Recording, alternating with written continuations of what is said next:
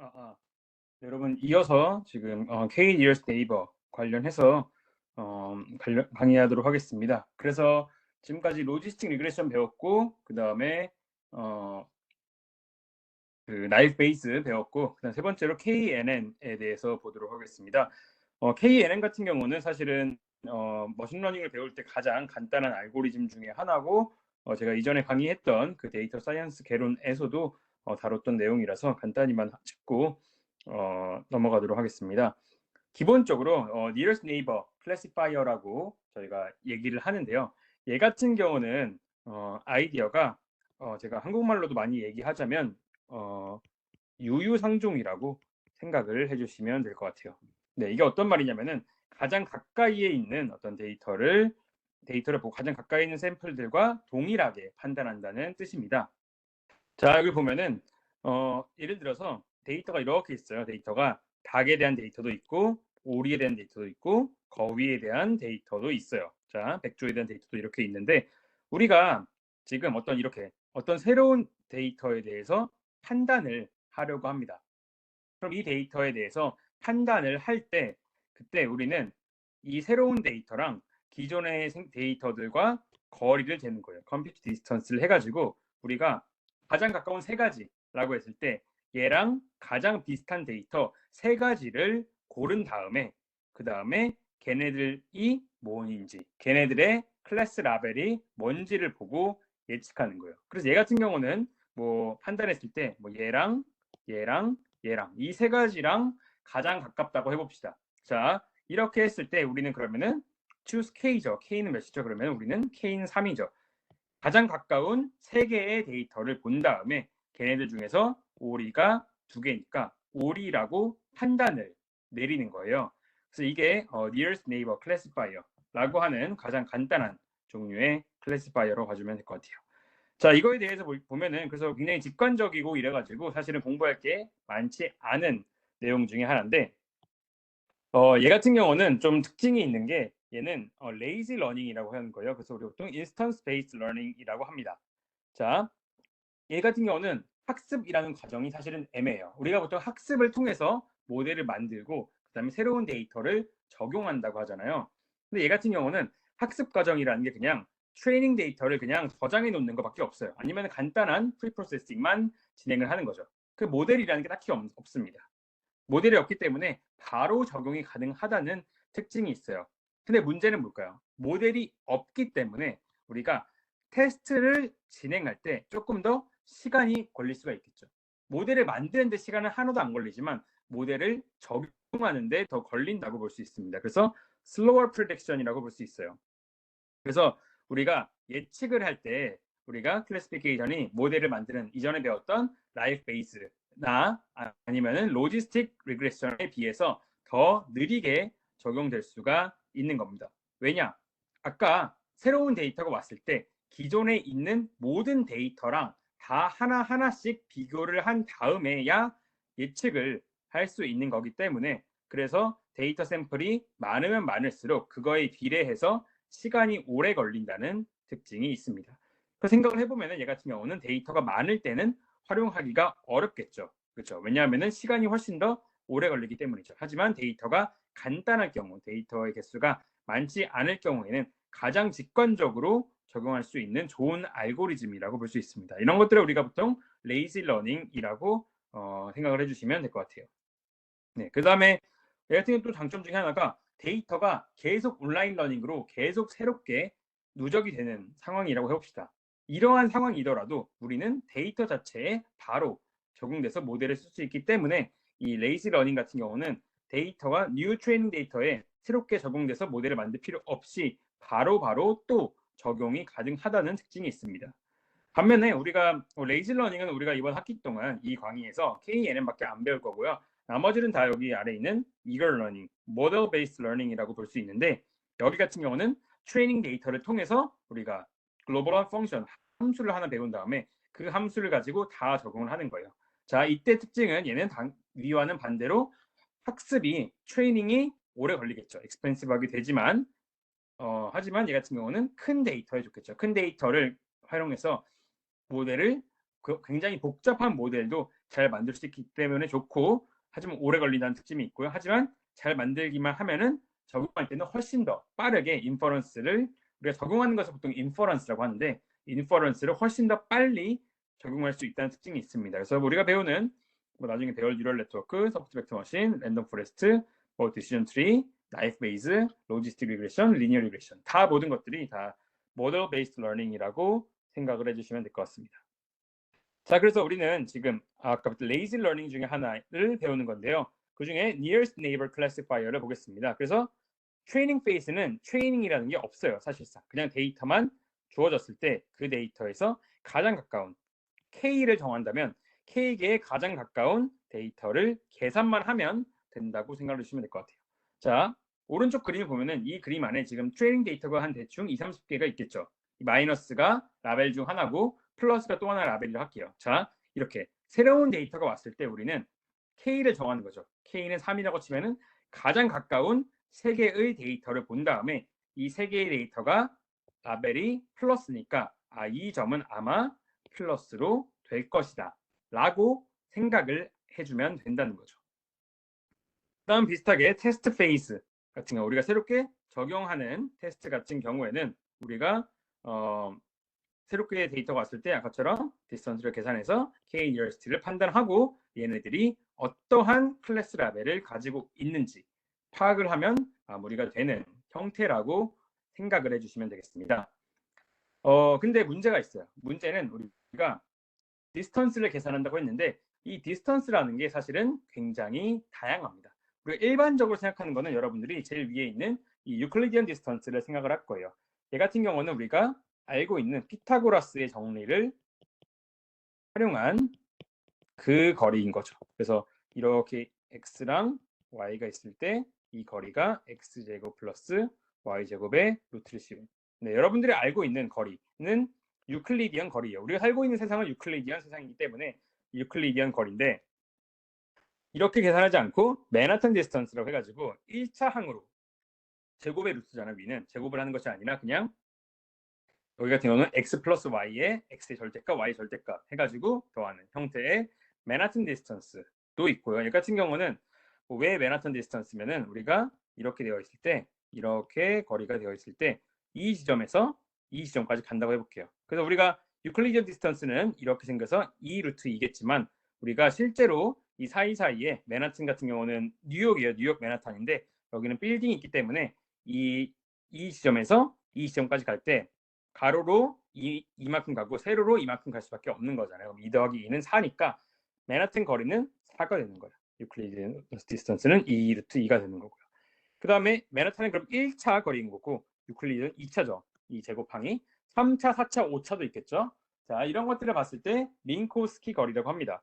민코스키 거리는 맨하탄 디스턴스와 유클리디언 디스턴스를 일반화 시켜가지고 P라고 하는 항으로 계산하는 걸 볼 수 있어요. 그러면 제가 데이터 사이언스 개론에서 말씀을 드렸는데 여기서 말하는 Q네요. Q가 Q를 무한대로도 구할 수 있어요. 자, 이거는 L 인피니트 거리라고 해가지고 모든 데이터들 중에서 가장 거리가 많이 떨어져 있는 그런 애트리뷰트의 거리로 계산된다고 생각을 해주시면 될 것 같습니다. 네, 그래서 뭐 1차, 2차, 그리고 무한대차까지 있겠습니다. 무한대차를 계산해 볼까요? 그럼 이 점과 이 점의 거리, 이 두 지점의 거리는 뭐가 될까요? 얘는 2가 되겠죠. 왜냐? 가로도 2, 세로도 2인 거죠. 예를 들어서 가로가 3, 세로가 2라 할게요. 이 형태. 그러면은 자, 가로가 3, 세로가 2라고 할게요. 이 두 지점 간의 거리. 그러면은 한번 예시를 들어볼게요. 그러면은 맨하탄 거리는 뭐가 될까요? 맨하탄 거리는 5가 되겠죠. 3 더하기 2니까. 그 다음에 유클리디언은 거리는 뭐가 될까요? 얘는 루트 13이 되겠죠. 3의 제곱 플러스 4의 제곱. 그 다음에 L 인피니트, 아까 무한대 거리는 뭐가 될까요? 얘는 3이 되겠죠. 왜냐? 이 가로, 이 3이 가장 크기 때문에, 3이 2보다 크기 때문에 얘는 3이 됩니다. 자, 이런 형태로 거리를 계산을 해주시면 될 것 같고요. 그 다음에 여기서 또 중요한 게 어트리뷰트를 스케일링을 해야 됩니다. 아까 제가 예전에 수업에서 말씀을 드렸을 것 같은데 우리가 얘 같은 경우는 거리라고 하는 개념, 모든 데이터 어트리뷰트가 하는 거리잖아요. 근데 이 어트리뷰트마다 수준이 다른 거예요. 이 레인지가 다르죠. 예를 들어서 키 같은 것을 센티미터로 잴 수도 있고 미터로 잴 수도 있고, 근데 이것이 우리가 키를 센티미터로 쟀는지 아니면 미터로 쟀는지에 따라서 결과가 달라지면 안 되는 거잖아요. 그래서 보통 이렇게 데이터들의 크기 정도를 어느 정도 맞춰준 다음에 이 디스턴스를 계산해 주는 게 일반적이라고 볼 수가 있겠습니다. 그래서 디스턴스 메저를 위해서 우리가 오브젝트를 보통 스케일링을 진행해요. 그래서 아마 이전에 수업에서 얘기했지만 민맥스 스케일링도 있고, 그 다음에 뭐 노멀리제이션, 스탠더리제이션, 평균을 빼고 표준물치를 나누는 그러한 형태도 있다고 말씀을 드렸습니다. 그래서 뭐 키가 예를 들어서 이렇게 미터로 될 수도 있고 센티미터로 될 수도 있고, 그 다음에 뭐 연봉 같은 것들도 뭐 K를 써가지고 10에서 100으로 1000으로 쓸 수도 있고 훨씬 더 큰 숫자를 쓸 수도 있죠. 이걸 또 원으로 계산하면 훨씬 더 커지겠죠. 자, 이런 것들을 방지하기 위해서 우리는 스케일링이라는 작업을 진행을 합니다. 그래서 맥스는 1, 미니멈은 0으로 하던가 아니면 평균을 빼고 표준 편차로 나눠주는 형태로도 많이 진행을 한다. 이렇게 생각을 해주시면 될 것 같습니다. 그 다음에 메저가 꼭 아까 얘기했던 1차, 2차, 3차가 있는 것뿐만이 아니라 이런 경우가 있어요. 다큐멘트 데이터 같은 경우는 우리가 문서들끼리의 거리를 재는 거예요. 자, 문서들끼리의 거리는 사실은 이러한 형태로 데이터가 많이 생겼어요. 얘가 뭐냐면은 문서 같은 경우는 우리가 어떻게 컴퓨터가 저장을 하냐면은 이 하나하나가 단어들이에요. 문장이 있을 때 어떤 단어들이 있는지 없는지에 따라서 1010으로 적습니다. 자, 그러한 경우에는 우리가 어떻게 해야 될까요? 101010 이런 형태로 적을 때는 기본적으로 우리가 아까 왼쪽에 있던 이러한 형태의 거리보다는 우리가 뭐 코사인 디스턴스, 코사인 시밀러리티를 활용한다거나 아니면은 뭐 코릴레이션이라고 하는 매트릭을 활용한다거나 이렇게 다양한 매트릭을 통해서 진행을 할 수가 있습니다. 그 중에 하나가 많이 쓰는 게 코사인 디스턴스인데, 코사인 디스턴스는 이것도 제가 뭐 다른 수업에서도 많이 설명을 했는데, 얘 같은 경우는 이 하나 A라고 하는 벡터가 이렇게 생겼다고 하고 B라는 벡터가 이렇게 생겼다고 했을 때 이 두 가지 벡터가 이루는 각도가 있을 거 아니에요. A라는 벡터가 이렇게 생겼고 B라는 벡터가 이렇게 생겼을 때 이 둘이가 이루는 각도를 세타라고 했을 때 이것의 코사인 세타를 재는 거예요. 자, 그러면은 A라는 벡터랑 B라는 벡터가 비슷하면 어떻게 될까요? 비슷하면은 코사인 세타가 어떻게 될까요? 커지겠죠. 코사인 세타가 0일 때 커지잖아요.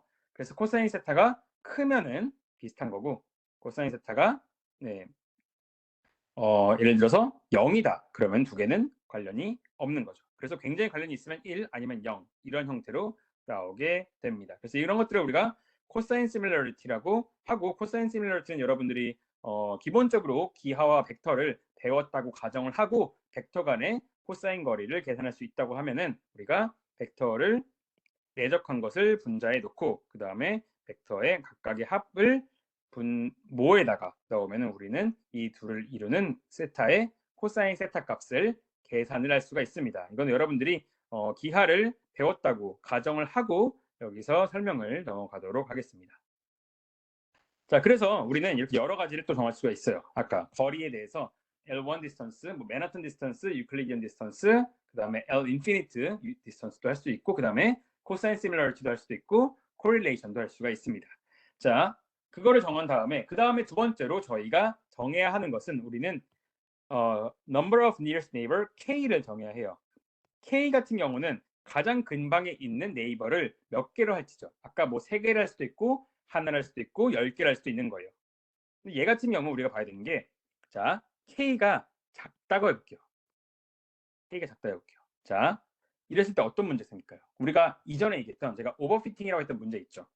K가 작으면은 우리가 기본적으로 노이즈 포인트나 데이터에 조금 이상한 점들이 있을 수도 있잖아요. 그런 것들을 굉장히 민감하게 반응합니다. 그러겠죠. 예를 들어서 제가 K가 1이라고 할게요.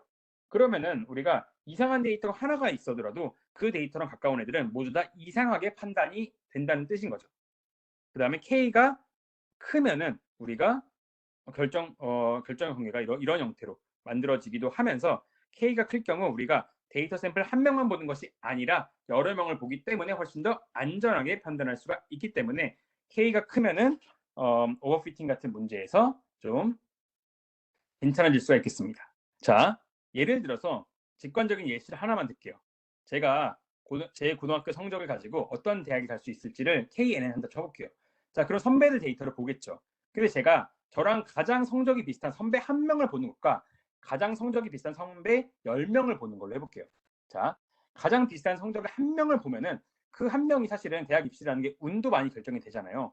그럼 그 선배가 대박이 났을 수도 있고 아니면 완전 망했을 수도 있는데 그 1명의 선택을 무조건 따라간다고 예측하면은 아무래도 훨씬 더 민감하게 반응할 수밖에 없겠죠. 제가 저랑 가장 비슷한 선배 1명을 본다면.